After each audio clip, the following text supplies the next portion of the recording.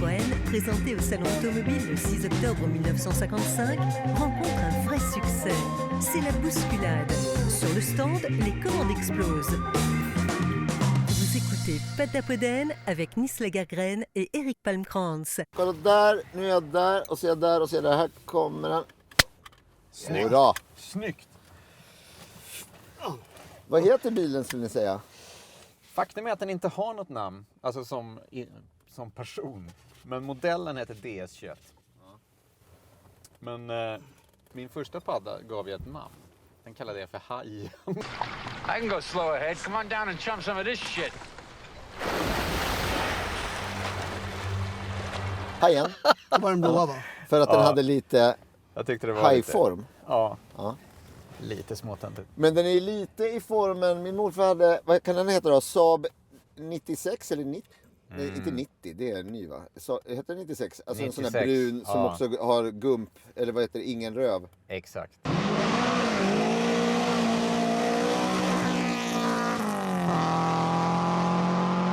Men då tar vi och startar den här, hoppas vi. Jodå. Då ska vi resa på oss. Först där bak Va? och sen där fram. Hade ingen aning. Inte? Är det... Vad fan, varför är det så då? Är det ett val man gör? Eller är Nej, det är fjädringen. Gashydraulisk fjädring. Ja, så då är kan den inte stå igång utan då måste den vara... Ja, då sjunker den ihop. Ja. Men är det något man måste hålla på och fylla på? Tanka hydrauliken? Och det är en sån här klassiker att det inte funkar. Men på den här peppar har det hittills funkat fint. Men är det här första gången du åker i en padda? Det skulle jag säga. Det hade jag väl kommit ihåg. Men vad är ditt allmänna förhållande till bilar liksom?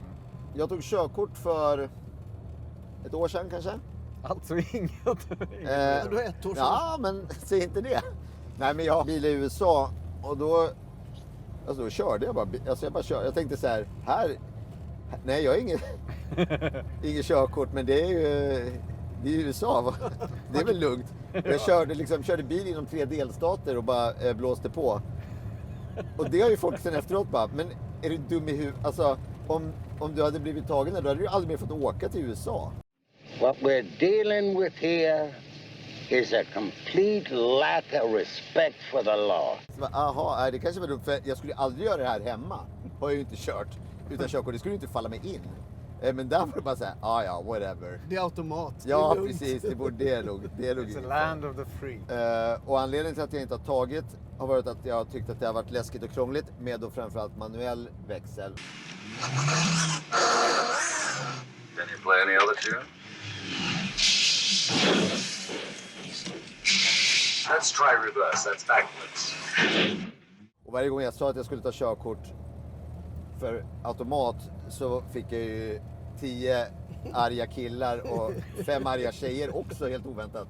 Som sa att jag var helt dum i huvudet och att det var liksom olagligt att ta bara för automat. Och jag bara...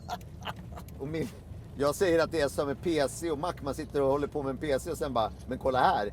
Det finns också Mac där allting bara funkar och man trycker på en knapp och så bara funkar allting. Eller så kan man hålla på Fuck Microsoft!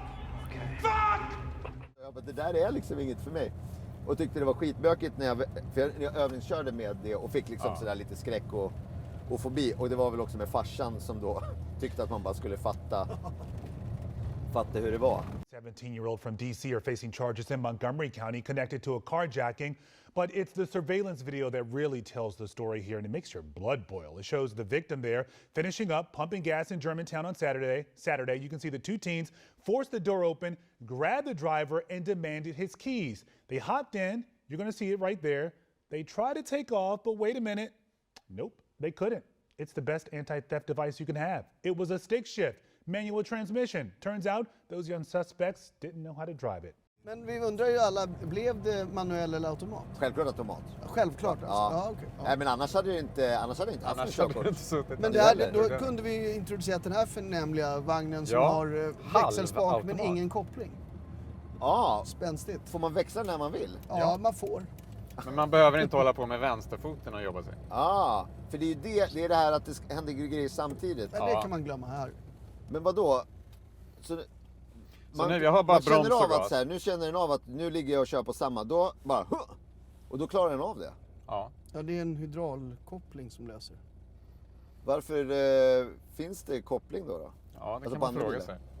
Jag lägger ettan och trycker på gasen och så bara kör den. Och så nu när jag ska byta så bara släpper jag på gasen, flyttar över till tvåan och så växlar den Det själv. där hade jag varit okej med, men även det är ju ett jävla meck mot att då inte, om man jämför med att inte göra någonting. Det hade ju varit bra för din image också. Sitter känner den jag, inte att du sitter för och kör en jävla sån här. dåligt till den här spaken? Nej, man Den kan ju där. röka och köra med en hand. Det är ju perfekt. Men Man du kan måste... också nå den också genom ratten.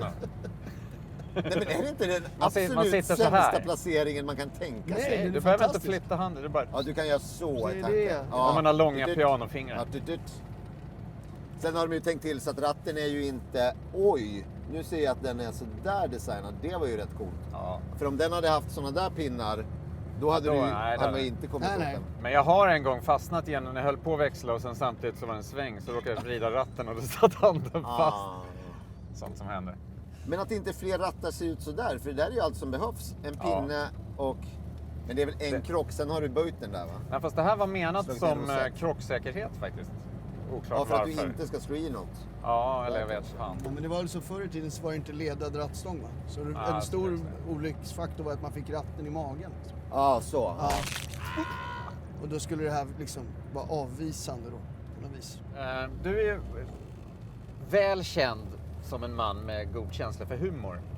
Biltutor är ju faktiskt ganska komiskt från den klassiska clowntutan. Ja. Varför är det roligt ens med en biltuta? Men är det inte också de biltutorna? Ja.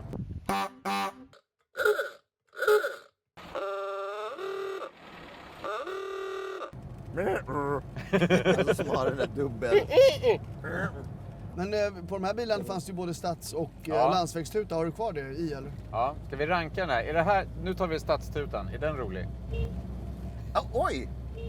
Väldigt stats... Ja. För den är bara lite så, hallå, ursäkta, säger den. Ja. Pip. Okej, men och så... Men monsieur! Och sen på landsvägen blir det... Oj. Men Där blir det så här Den är inte flytta så på rolig. jag skulle säga att det är stadstutan plus en till tuta Ja. va? Ja. Som ligger i stämma. Alltså ligger och... Exakt, som en liten kör. Ja, ligger och tar... och tar en ton var. Men egentligen, alltså vill man tuta så vill man ju tuta och åtnjuta effekten av det. Ja. Och det är ju, då finns det ju, alltså varför skulle man då gå ner på stadstuta? Bara för det är att man är i sant. stan. Då vill man ju ändå ligga på, om man vill ha impact vill man ju ändå... Jag skulle vilja ha en Atlantångartutan så här.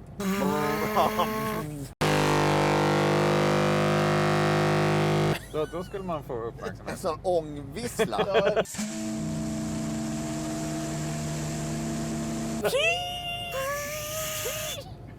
Ja. Men du, jag lärde mig precis alldeles nyligen att du ligger bakom flera saker som inte jag visste att du låg bakom i din karriär.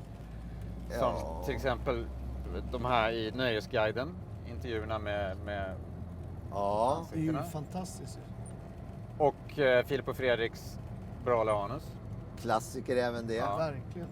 Nej men jag har ju alltid hållit på och försökt att göra roliga saker och skoja och hålla på. För jag vet en gång, du och jag jobbade upp på en reklamfilmsinspelning om du minns med Hard Hattar. Och då skulle du spela reklamare. Så skulle komma på ett format Ja. för de här reklamfilmerna. Kommer du ihåg den sketchen? Är det när han kommer upp Ja, i en pool exakt, och liksom? ja. Ja, den var ju over the line Och så alltså. slutade det med någon så här, fick någon så här jetpack och bara fly. Ja, det är med. You can fly Ja, to the sky. You can fly to the sky. Han står bara på stranden. Och man bara, en vanlig reklamfilm för Gillette Body. Då.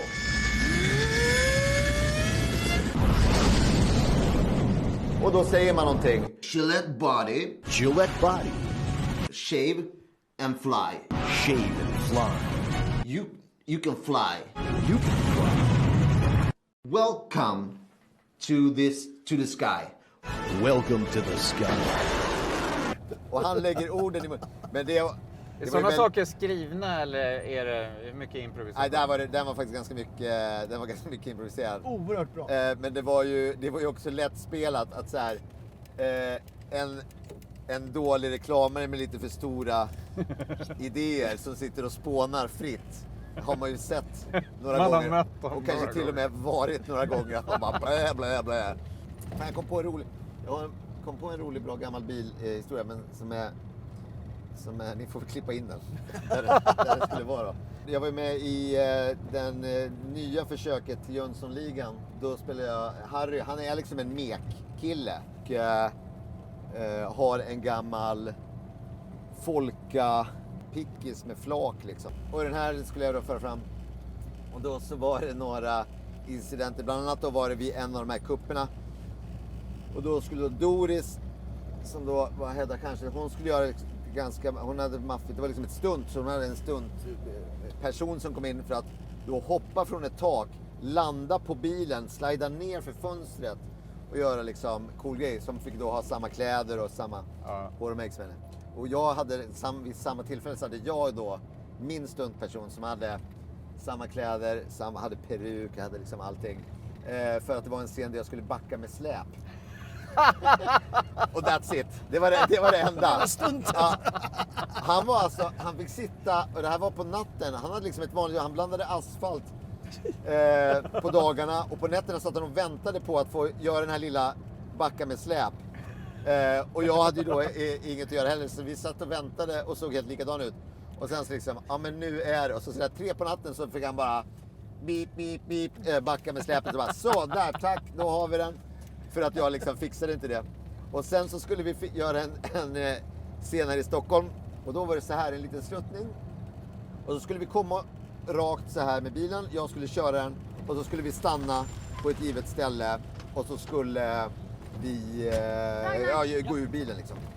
Och jag hade kört den där lite borta på något fält som liksom var inne för att det var någonting där bara så här, stanna till liksom.